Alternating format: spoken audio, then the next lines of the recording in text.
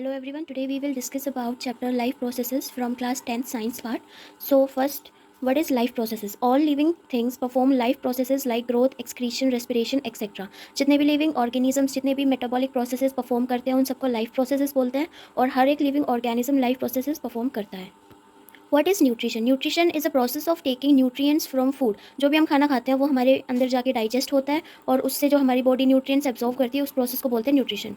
Next is mode of nutrition. There are two types of nutrition, autotrophic and heterotrophic. First is mode of nutrition in plants. Plants are autotrophs. Autotrophs वो होते हैं जो अपना खाना खुद बनाते हैं, specially green plants. Next is mode of nutrition in animals. Animals are heterotrophs because they depend on another plant और another animal for their food. Animals अपना खाना खुद नहीं बनाते हैं, इस वजह से वो हेटरोट्रॉप्स होते हैं. Next is autotrophic nutrition. Autotrophic nutrition is a kind of nutrition in which inorganic materials like CO2 and water etc. are utilized to prepare organic food by the process of photosynthesis. Autotrophic nutrition में हम inorganic materials को use करते हैं और उससे organic food बनाते हैं और इस प्रोसेस को बोलते हैं photosynthesis. Next is what is photosynthesis. Photosynthesis is a process which is performed by plants in presence of sunlight and chlorophyll with the help of carbon dioxide and water. Uses of raw materials for photosynthesis. First is sunlight. Sunlight को use करते हैं ताकि water का breakdown हो सके. Next chlorophyll. Chlorophyll के दो functions है, एक तो वो एब्जॉर्व करता है सनलाइट को एंड नेक्स्ट वो एक प्लेटफॉर्म प्रोवाइड करता है जिसकी वजह से जिसके ऊपर फोटोसिंथेसिस हो पाए. Next is carbon dioxide. Carbon dioxide glucose और ऑक्सीजन का मॉलिक्यूल बनाने में उसका यूज़ होता है, उसके एटम्स का. और कार्बन डाइऑक्साइड प्लांट के अंदर स्टोमेटा के थ्रू एंटर करती है. Next is water. Water glucose molecule और ऑक्सीजन बनाने के काम आता है.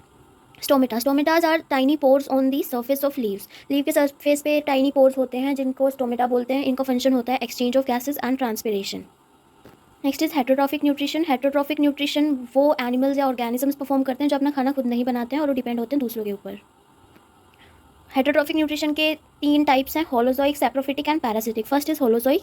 होलोजोइक न्यूट्रिशन में animal take solid food and break down inside the body. Animal पूरा फूड इनटेक करता है और फिर उसके बॉडी के अंदर जो एंजाइम्स होते हैं वो उसको ब्रेक डाउन करते हैं. Example humans and amoeba. Second is saprophytic nutrition. Saprophytic nutrition is a nutrition in which organism feed on dead and decaying matter. For example fungi, यानी कि जो dead like कटी हुई गली हुई लकड़ी है उसके ऊपर organisms feed करेंगे तो वो saprophytic nutrition होगा. Next is parasitic nutrition. In parasitic nutrition, organism live inside or outside other body to take nutrition. For example, cuscuta, ticks, tapeworm and hookworm. Organism किसी और ऑर्गेनिज्म के ऊपर या उसके अंदर रहेगा न्यूट्रिशन के लिए, उसके फूड के लिए. जो ऑर्गेनिज्म किसी और के ऊपर रहेगा उसको हम बोलते हैं पैरासाइट और जिसके ऊपर रहेगा यानी कि जिससे न्यूट्रिशन लेगा उसको बोलते हैं host. How do organisms obtain their food? Unicellular organisms take up their food through their surface. For example amoeba and paramecium. In paramecium cilia takes up food. Cilia tiny flagella like structures होते हैं जो paramecium के surface के ऊपर present होते हैं, वो food को कैप्चर करते हैं. Next is nutrition in amoeba. Amoeba के अंदर जो अमीबा का सरफेस है वो फूड पार्टिकल की प्रेजेंस को सेंस कर लेगा. उसके बाद फीड लाइक स्ट्रक्चर्स यानी कि सूडोपोडियाज डेवलप होंगे फूड के सराउंडिंग में और उसके बाद फूड को कैप्चर करके उसको वैक्यूल बना लेंगे. आफ्टर डैट अमीबा अपने एंजाइम्स उस वैक्यूल के अंदर डालेगा जिसकी वजह से फूड ब्रेक डाउन होगा और अमीबा की पूरी बॉडी उस फूड में से न्यूट्रिएंट्स को एब्जॉर्व करेगी और एंड आफ्टर डैट जो वेस्ट होगा वो सूडोपोडिया के थ्रू ही थ्रोन आउट हो जाएगा. So the process of taking nutrients from food is called nutrition. जो हम फूड खाते हैं उसके ब्रेकडाउन के बाद जो हमें न्यूट्रिएंट्स मिलते हैं इस प्रोसेस को बोलते हैं न्यूट्रिशन. इसके 5 स्टेप्स होते हैं: ingestion, digestion, absorption, assimilation and egestion. First is ingestion. Intake of food material. जो हम नॉर्मली खाते हैं उस प्रोसेस उसको बोलते हैं ingestion. Next is digestion. Breakdown of complex food. हम खाना खाएंगे उसके बाद हमारी बॉडी के एंजाइम्स उसके ऊपर एक्ट करेंगे और वो खाना स्मॉल पार्ट्स में टूटेगा यानी कि उसका ब्रेकडाउन होगा. इस प्रोसेस को बोलते हैं digestion. Next is absorption. Movement of digested food और न्यूट्रिएंट्स इनसाइड द बॉडी. हमारी बॉडी उनमें से जो न्यूट्रिएंट्स होंगे हमारी बॉडी के लिए रिक्वायर्ड उनको एब्जॉर्व करेगी. Next is assimilation. Utilization of food products. जो हमारी बॉडी ने न्यूट्रिएंट्स एब्जॉर्व करे थे वो हमारी पूरी बॉडी टिश्यूज़ तक जाएंगे और हमारी सेल्स उनको यूज़ करेगी. Next is egestion. Removal of waste is called egestion. जो अनडाइजेस्टेड फूड बच जाएगा जो हमारी बॉडी को रिक्वायर्ड नहीं है वो इजेस्ट आउट हो जाएगा. Next is nutrition in humans. So इसके लिए पहले हम ये डायग्राम देख लेते हैं. खाना हमारे माउथ के थ्रू हम इंटेक करेंगे, उसके ऊपर सलेवरी ग्लैंड का जो सिक्रीशन है यानी कि एंजाइम्स है वो उसके ऊपर एक्ट करेंगे. टंग उसको हेल्प करेगी सलाइवा के साथ मिक्स होने में. देन ईसोफिगस के थ्रू वो स्टमक में जाएगा खाना. उसके बाद स्मॉल इंटेस्टाइन में. स्मॉल इंटेस्टाइन के 3 पार्ट्स होते हैं. ये फर्स्ट पार्ट है जिसको ड्यूडेनम बोलते हैं और यहाँ पे लीवर और पेनक्रियाज के जो सिक्रीशन होंगी वो कॉमन डक्ट के थ्रू इसके अंदर रिलीज होंगे। इसके बाद खाना जेजनम में जाएगा, यानी कि middle part of small intestine. उसके बाद इलियम में, एंड इलियम के बाद लार्ज इंटेस्टाइन में जाता है खाना। लार्ज इंटेस्टाइन के अंदर एक्सेस वाटर जो होता है वो बॉडी एब्जॉर्व कर लेती है। आफ्टर डैट वो रेक्टम के अंदर स्टोर होगा टेम्परेरी, और उसके बाद हम एनस के थ्रू इजेक्ट हो जाएगा। So first is mouth. Mouth intake of food, यानी कि खाना हमारी बॉडी के अंदर जाएगा माउथ के थ्रू। Next teeth. टिथ उसको च्यू करने में, उनके स्मॉल पार्ट्स करने में हेल्प करेंगे। Then tongue. Tongue rolling of food and tasting of food and swallowing, ये तीनों काम में हेल्प करती है। Next salivary gland. Salivary gland mucus और सलाइवा सिक्रीट करेगा, और जो सलाइवा होगा वो स्टार्च को माल्टोज में कन्वर्ट कर देगा। देन वो फूड ईसोफिगस के थ्रू पेट में जाएगा, और ईसोफेगस के अंदर पेरिस्टलेटिक मूवमेंट्स होती हैं, ये बहुत इंपॉर्टेंट है। नेक्स्ट जो स्टमक है, स्टमक के अंदर गैस्ट्रिक ग्लैंड्स होते हैं, वो गैस्ट्रिक जूसेस रिलीज करते हैं। मेनली 3 होते हैं, mucus, HCl and pepsinogen. Pepsinogen inactive form में होता है, बट HCl के सिक्रीशन के बाद वो पेप्सिन में एक्टिव फॉर्म में कन्वर्ट हो जाता है, यानी कि पेप्सिन पेप्सिनोजन की ही एक्टिव फॉर्म है। सो पेप्सिन ब्रेक डाउन करेगा प्रोटीन का। HCl जो होगा वो एसिडिक मीडियम प्रोवाइड करेगा, ताकि जितने भी जर्म्स, बैक्टीरिया, माइक्रो ऑर्गेनिजम्स हैं खाने के अंदर वो डेड हो जाए। उसके बाद जो म्यूकस होगा वो स्टमक की लेयर को HCl से प्रोटेक्ट करेगा। देन खाना स्मॉल इंटेस्टाइन में जाएगा। यहाँ पे कार्ब्स, फैट्स और प्रोटीन की कंप्लीट डाइजेशन होती है। स्मॉल इंटेस्टाइन भी एंजाइम्स रिलीज करती है, जो कार्ब्स को ग्लूकोज बना देते हैं, फैट्स को फैटी एसिड एंड ग्लिसरॉल में तोड़ देते हैं, प्रोटीन को अमीनो एसिड्स बना देते हैं। नेक्स्ट स्मॉल इंटेस्टाइन में विली होती है, और ये न्यूट्रिएंट्स को एब्जॉर्व करती हैं। स्मॉल इंटेस्टाइन के 3 पार्ट्स होते हैं, duodenum, jejunum and ileum. Duodenum में लीवर बाइल सिक्रीट करेगा, और पैनक्रियाज पैनक्रिएटिक जूस सिक्रीट करेंगे। इंटेस्टिनल एंजाइम्स, यानी कि जो स्मॉल इंटेस्टाइन्स जो एंजाइम रिलीज करते हैं उन्हीं को इंटेस्टिनल एंजाइम्स बोलते हैं। ये भी मेनली 3 होते हैं, जिसमें म्यूकस, एंजाइम्स और न्यूट्रलाइजिंग सब्सटेंस होते हैं, यानी कि वो उसके पीएच को मेंटेन भी करते हैं। Next pancreatic juice. Pancreatic juice mainly 2 होते हैं, trypsin and lipase. Trypsin protein को पेप्टोन्स में बना देता है, और जो लाइपेज होता है वो इमल्सिफाइड फैट को फैटी एसिड एंड ग्लिसरॉल में कन्वर्ट कर देता है। जो बाइल होता है वो लार्ज फैट ग्लोब्यूल्स को स्मॉल फैट ग्लोब्यूल्स में तोड़ देता है। नेक्स्ट खाना लार्ज इंटेस्टाइन में जाएगा, और लार्ज इंटेस्टाइन में जो हमारी बॉडी के लिए रिक्वायर्ड ड्रग्स हैं वो एब्जॉर्व हो जाएंगे, और जितना भी एक्सेस का H2O है वो सब एब्जॉर्व हो जाएगा। देन रेक्टम में वो खाना टेम्परेरी स्टोर होता है, एंड आफ्टर इट वो एनस के थ्रू इजेक्ट हो जाता है। Next part is pH. Saliva की पीएच होती है 6.5 टू 7.5।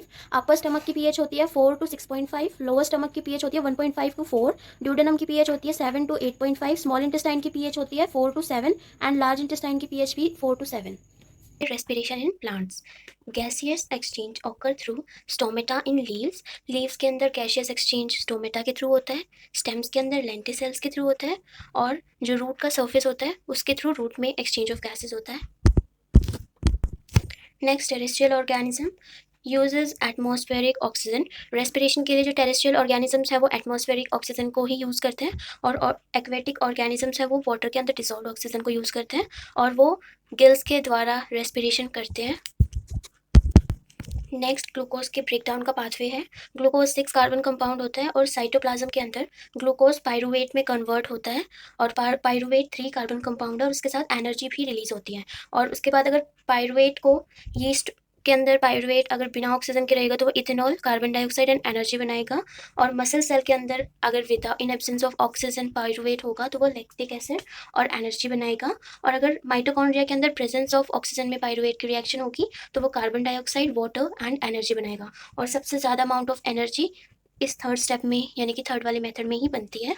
ह्यूमन रेस्पिरेशन पढ़ने से पहले हमें डायग्राम देख लेते हैं। एयर नोस्ट्रिल्स के थ्रू बॉडी के अंदर जाएगी, फिर फेरिंग्स से होते हुए ट्रैकिया में जाएगी। ट्रैकिया को विंड पाइप ही बोलते हैं, और ट्रैकिया फिर आगे चल के डिवाइड हो जाएगी, जिनको ब्रोंकस बोलेंगे। ब्रोंकस के बाद ये ब्रोंकियोल्स में डिवाइड हो जाएंगी, और ब्रोंकियोल्स से अटैच होती है एल्वियोलाई, जिनको एयर सैक्स बोलते हैं। और लंग्स के नीचे डायाफ्राम होता है, जो कि शीट ऑफ मसल्स होती हैं। Now human respiration. सबसे पहले nostrils air is taken into body by nostrils, यानी कि नोस्ट्रल्स के थ्रू बॉडी के अंदर एयर आएगी। Next nasal passage. It is channel for air flow through nose, यानी कि एयर नोस्ट्रल्स के बाद नेजल पैसेज से ही पास होगी। Then nasal cavity. It has hairs and mucus membrane.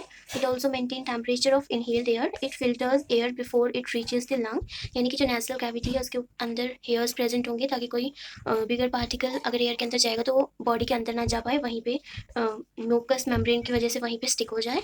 और ये नेजल कैविटी के अंदर ब्लड वेसल्स भी होते हैं, जिनकी वजह से टेम्परेचर एयर का मेंटेन रहता है, और ये एयर को फिल्टर करने का काम करती है ताकि लंग्स में कोई माइक्रो ऑर्गेनिज्म ना जा पाए। Next pharynx, it contain ring of cartilages. Pharynx के अंदर रिंग ऑफ कार्टिलेजेस होते हैं ताकि वो कोलैप्स ना हो। Then larynx, it houses vocal cords and manipulate pitch and volume. Larynx को वॉइस बॉक्स भी बोलते हैं बिकॉज उसके अंदर वोकल कॉर्ड्स होती है जिसकी वजह से ही हम बोल पाते हैं, हमारी आवाज़ आती है। Next trachea, trachea correct larynx to bronchi. जो ट्रेकिया होता है वो लेरिंग्स को ब्रोंकस से कनेक्ट करता है। नेक्स्ट ब्रोंकाई, ये it is main passage way to lungs, यानी कि ब्रोंकस लंग्स के अंदर एंटर करती है। नेक्स्ट वो ब्रोंक्यूल्स में डिवाइड होती हैं, they are connected to alveoli. जो ब्रोंक्यूल्स होते हैं वो एल्वियोलाई से कनेक्टेड होती हैं। Next alveoli, balloon like structure, they allow oxygen and CO2 to move। Alveoli जो होते हैं वो बेलून लाइक स्ट्रक्चर्स होते हैं जिनके अंदर ऑक्सीजन और कार्बन डाइऑक्साइड का एक्सचेंज होता है। एल्वियोलाई के अंदर जो ऑक्सीजन होती है वो ब्लड स्ट्रीम के अंदर चली जाती है और जो कार्बन डाइऑक्साइड होती है ब्लड स्ट्रीम में वो एल्वियोलाई के अंदर आ जाती है। Next capillaries, capillaries site of transfer of oxygen from blood to other tissues, यानी कि जो कैपिलरीज होती है कैपिलरीज के अंदर ही ब्लड का ट्रांसफर होता है, यानी कि ऑक्सीजनेटेड ब्लड का ट्रांसफर होता है ताकि टिश्यूज ऑक्सीजन ले सकें कैपिलरीज से। ये डायग्राम है, ये एल्वियोलाई है और ये ब्लड कैपिलरीज है एल्वियोलाई के सराउंडिंग में, और ऑक्सीजन एल्वियोलाई से ब्लड कैपिलरीज में आ जाएंगी और कार्बन डाइऑक्साइड ब्लड कैपिलरीज से एल्वियोलाई में चली जाएगी। रेस्पिरेशन दो टाइप्स की होती है, aerobic and anaerobic. Aerobic respiration takes place in presence of oxygen. Aerobic respiration में ऑक्सीजन प्रेजेंट होती है और ये माइटोकॉन्ड्रिया के अंदर होती है। और एरोबिक रेस्पिरेशन के एंड प्रोडक्ट्स होते हैं कार्बन डाइऑक्साइड एंड वाटर, और इसके अंदर ज़्यादा अमाउंट ऑफ एनर्जी रिलीज होती है। और anaerobic respiration take place in absence of air. Anaerobic respiration होती है जहाँ पे ऑक्सीजन एब्सेंट होती है और ये साइटोप्लाज्म के अंदर होती है, कभी कभी यीस्ट में भी हो जाती है। एंड इसके एंड प्रोडक्ट्स होते हैं अल्कोहल और lactic acids. Less amount of energy is release. Anaerobic respiration में एनर्जी की अमाउंट लेस होती है। ब्रीथिंग के अंदर दो स्टेप्स होते हैं, इनहेलेशन एंड एक्सहेलेशन। इनहेलेशन में चेस्ट कैविटी एक्सपैंड होती है ताकि वॉल्यूम इंक्रीज हो सके लंग्स की। रिब्स लिफ्ट अप हो जाती हैं, डायाफ्राम फ्लैट हो जाता है और वॉल्यूम ऑफ लंग्स इंक्रीज हो जाती है जिसकी वजह से एयर लंग्स के अंदर एंटर करती है। और एक्सहेलेशन में चेस्ट कैविटी कॉन्ट्रैक्ट होती है, रिब डाउनवर्ड्स मूव होता है, डायाफ्राम डोम शेप्ड का बन जाता है, वॉल्यूम ऑफ लंग्स डिक्रीज हो जाती है और एयर लंग्स से बाहर चली जाती है। Transportation in plants, so there are two main connecting pathway in plant के अंदर दो कनेक्टिंग पाथवे होते हैं मेनली, जाइलम एंड फ्लोएम। तो xylem carries water and minerals from root to other plant part. Xylem water and minerals को transport करता है root से अदर पार्ट ऑफ प्लांट्स तक, एंड इसमें कोई भी एनर्जी यूज़ नहीं होती है। और जो फ्लोएम होता है वो ग्लूकोज को लीव से अदर प्लांट पार्ट्स तक ट्रांसपोर्ट करता है और ये बाई डायरेक्शनल मूवमेंट होती है, इसलिए इसके अंदर एनर्जी रिक्वायर्ड होती है। Next is transpiration, process of loss of water as vapor from aerial part of the plant। जो लीव से या फिर अपर स्टेम से वाटर वेपर्स का लॉस होगा, यानी कि एक्सेस वाटर का लॉस होगा, उस प्रोसेस को हम ट्रांसपिरेशन बोलेंगे। Next function, temperature regulation, absorption and upward movement of water and minerals by creating pull. Transpiration pull create करता है जिसकी वजह से वाटर की मूवमेंट हो सकती है, वाटर एब्जॉर्ब होता है रूट के थ्रू और पूरे प्लांट बॉडी के अंदर ट्रांसपोर्ट होता है, और ये प्लांट बॉडी का टेम्परेचर भी रेगुलेट करता है। Next translocation, transport of food from leaves to different part of plants. अगर फ्लोएम फूड को ट्रांसपोर्ट कर रहा है लीव से डिफरेंट पार्ट्स तक, उस प्रोसेस को बोलेंगे ट्रांसलोकेशन। जो डीऑक्सीजनेटेड ब्लड होगा वो वीना केवा के थ्रू राइट एट्रियम में आएगा और उसके बाद राइट वेंट्रिकल में जाएगा। देन राइट वेंट्रिकल से वो पल्मोनरी आर्टरी के थ्रू लंग्स में जाएगा और ऑक्सीफाइड होके आएगा। देन पल्मोनरी वेन उसको राइट एट्रियम में लाएगी, फिर राइट वेंट्रिकल में जाएगा। आफ्टर दैट जो ऑर्टा है वो ऑक्सीजनेटेड ब्लड को पूरे बॉडी ऑर्गन्स के अंदर सप्लाई करेगी। एंड जो दो एट्रियम के बीच की जो वॉल होती है उसको सेप्टम बोलते हैं, और जो राइट एट्रियम और राइट वेंट्रिकल के बीच में वॉल होती है वो ट्राइकस्पिड होती है, और left atrium and left ventricle के बीच की वॉल डाइकस्पिड होती है। Now human circulation, it consists of heart, artery and veins, blood and lymph। human circulation में तीन पार्ट्स होते हैं, यानी कि हार्ट जो कि पंपिंग ऑर्गन होता है, आर्टरी एंड वेन्स जो ब्लड वेसल्स होती हैं, और ब्लड एंड लिम्फ जो कि सर्कुलेटरी मीडियम यानी कि सर्कुलेटरी फ्लूइड होता है। And human circulation double circulation होता है बिकॉज जो ब्लड होता है वो हार्ट के अंदर से दो बार ट्रैवल करता है एक साइकिल कंप्लीट करने के लिए। नेक्स्ट, दो टाइप के सर्कुलेशन होते हैं, pulmonary circulation and systematic circulation. Pulmonary circulation, blood moves from heart to lungs and back to heart. जब blood heart से lungs में जाएगा और lungs से वापस से heart में आएगा तो ये pulmonary circulation होता है. Then systematic circulation, blood moves from heart to rest of the body and back to heart. जो blood है वो heart से पूरी body organs में जाएगा और फिर वापस heart में ही आएगा, तो ये systematic circulation है. देन एम्फीबियंस के अंदर 3 चेम्बर्ड हार्ट होता है. रेप्टाइल्स के अंदर भी 3 चेम्बर्ड हार्ट होता है, पर एक एक्सेप्शन है क्योंकि क्रोकोडाइल में 4 चेम्बर्ड हार्ट होता है एंड फिशेस में भी 2 चेम्बर्ड हार्ट होता है एंड ह्यूमंस में 4 चेम्बर्ड हार्ट होता है.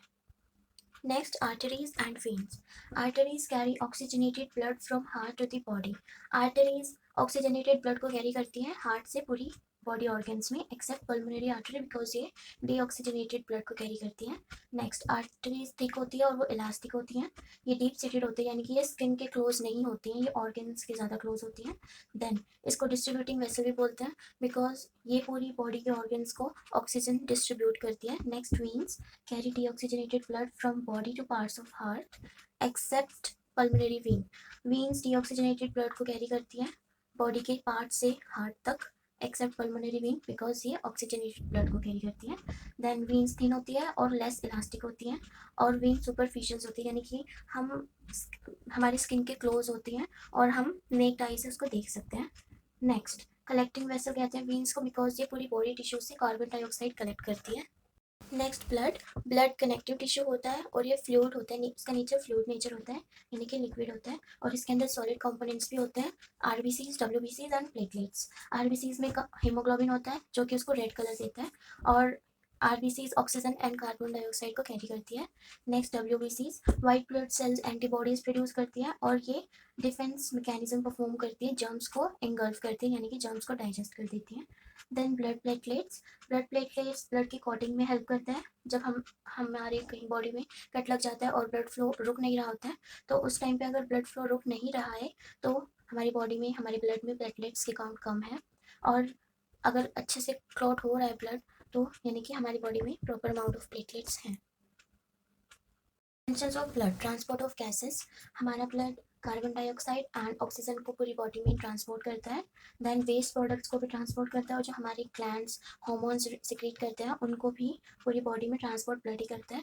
एंड बॉडी की पीएच को भी मेंटेन करता है ब्लड, वाटर बैलेंस को भी मेंटेन करता है और बॉडी के डिफेंस मैकेनिज्म को भी परफॉर्म करता है बिकॉज ब्लड के अंदर एंटीबॉडीज होती हैं, यानी कि वाइट ब्लड सेल्स होती हैं. Next is lymph, yellowish fluid. Lymph का कलर येलोइश होता है एंड ये कैपिलरी से इंटरसेलुलर स्पेसेस में ट्रैवल करता है. Then it contains less proteins than blood. Blood के अंदर ज़्यादा अमाउंट ऑफ प्रोटीन्स होता है और लिम्फ के अंदर स्मॉल अमाउंट ऑफ प्रोटीन्स होते हैं. लिम्फ के अंदर वाइट ब्लड सेल्स भी होती है जो कि डिफेंस मैकेनिज्म परफॉर्म करती है. They flow from tissue to heart, help in destroying germs. Lymph tissue से हार्ट की तरफ फ्लो करता है और जर्म्स को डिस्ट्रॉय करता है. हेल्प इन ट्रांसपोर्टेशन, वेस्ट को, बॉडी वेस्ट को ट्रांसपोर्ट करने में लिम्फ हेल्प करता है. And then plasma is liquid component of blood. It is yellow in color and it contains 90% of water, 10% of organic substance. Then heartbeats, complete contraction and relaxation of heart is called heartbeat. Heart completely contract होगा और relax होगा, इस पूरी process को बोलते हैं, ये heartbeat बोलते हैं. और एक मिनट में हमारा हार्ट 70 to 72 टाइम्स बीट करता है. Then pulse, the expansion of an artery each time the blood is force into it. जितनी बार भी हार्ट हमारा बीट करेगा उतनी बार ब्लड पे फोर्स लगेगी और उतनी बार ही आर्टरी एक्सपैंड होगी और इसी को पल्स बोलते हैं. और हमारी बॉडी का पल्स रेट भी 70 to 72 पर मिनट होता है. Then blood pressure, a pressure at which blood is pumped around the body of by heart is called blood pressure. हमारा हार्ट जो है वो ब्लड जिस प्रेशर से पंप करेगा उसको ब्लड प्रेशर बोलते हैं. एक होता है सिस्टोलिक ब्लड प्रेशर एंड एक होता है डायस्टोलिक. सिस्टोलिक की अमाउंट क्वांटिटी होती है 120 mmHg एंड डायस्टोलिक की होती है 80 mm/Hg और इसको हम यूजुअली 120/80 लिखते हैं. Excretion in plants, oxygen and carbon dioxide diffuse through stomata. Plants के अंदर ऑक्सीजन और कार्बन डाइऑक्साइड का एक्सचेंज होता है स्टोमेटा के through. Excess water is removed by transpiration. Transpiration एक प्रोसेस होता है जिसमें वाटर वेपर्स की फॉर्म में लीव से रिमूव हो जाता है और इसको ट्रांसपिरेशन बोलते हैं. इससे एक्सेस वाटर रिमूव कर देता है प्लांट अपना. Other waste products like raisins and gums, especially in old xylem cells, which can also be lost by plants. जो lenticels होती हैं स्टेम के अंदर, वो raisins and gums को रिमूव कर देती हैं. Now animals. एनिमल्स में नाइट्रोजनस वेस्ट भी होता है, नॉन नाइट्रोजनस भी होता है और एक्स्ट्रा अदर वेस्ट भी होते हैं. तो नाइट्रोजनस वेस्ट होता है urea, uric acid and ammonia. और नॉन नाइट्रोजनस वेस्ट होता है lactic acid and oxalic acid. और अदर वेस्ट में होता है excess water and carbon dioxide. So nitrogenous waste के बेसिस पे ऑर्गेनिजम्स को 3 टाइप में डिवाइड किया गया है: ammonotelic, ureotelic and uricotelic. Ammonotelic वो होता है जो अमोनिया रिलीज करते हैं, फॉर एग्जाम्पल बोनी फिशेज और फ्रॉग टैडपोल्स. और यूरियोटैलिक वो होते हैं जो यूरिया रिलीज करते हैं, like adult frog and mammals. और यूरिकोटैलिक वो होते हैं जो यूरिक एसिड रिलीज करते हैं, for example birds, insect and reptiles. Human excretory system पढ़ने से पहले ये डायग्राम.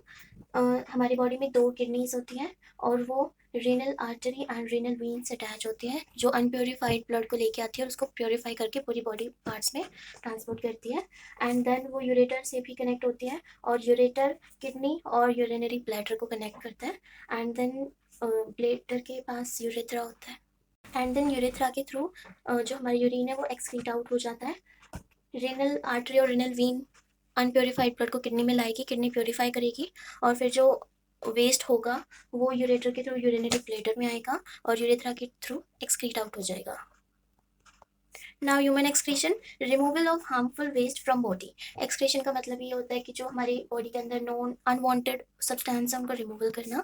सो सबसे पहले फंक्शंस ऑफ किडनी. किडनी के क्या क्या फंक्शन है? Excretion of nitrogenous and other waste products जो हमारी बॉडी को रिक्वायर्ड नहीं होते और हमारी बॉडी के लिए हार्मफुल होते हैं, उन प्रोडक्ट्स को एक्सक्रीट आउट करना. देन वाटर बैलेंस, ये ब्लड के अंदर वाटर को बैलेंस भी करती है. Then elimination of toxic chemicals, जो हमारी बॉडी के लिए हार्मफुल सब्सटेंस है उनको एलिमिनेट करना, बॉडी से बाहर निकालना. Then maintains pH of body fluid, यानी कि हमारे ब्लड की पीएच को मेंटेन करना भी किडनी परफॉर्म करती है. Then nephron is structural and functional unit of kidney, जो किडनी के अंदर जो सेल, जो यूनिट ब्लड को प्योरीफाई करती है उसको नेफ्रॉन बोलते हैं. Each kidney of man have almost 1 million nephrons. Human की एक किडनी के अंदर 1 मिलियन से ज़्यादा नेफ्रॉन्स होती हैं. Then next is urine pathway.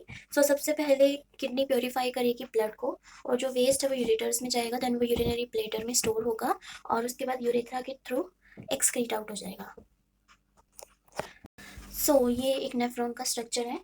इस स्ट्रक्चर को बोलते हैं बोमेन कैप्सूल और जो ये फॉर्म होता है इसको ग्लोमेरुलस बोलते हैं. सो यहाँ से ब्लड आर्टरीज एंड कैपिलरीज आएंगी.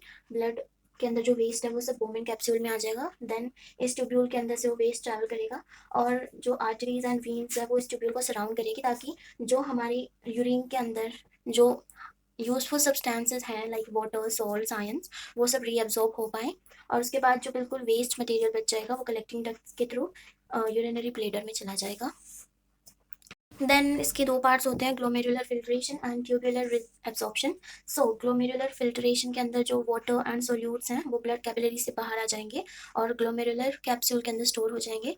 देन जब वो ट्यूब्यूल से वो वाटर पास होगा तो वाटर, ग्लूकोज, अमीनो एसिड्स और जो आयंस जिनकी रिक्वायरमेंट है वो सब रीअब्सॉर्ब हो जाएंगे और जो वेस्ट होगा वो एक्सक्रीट आउट हो जाएगा.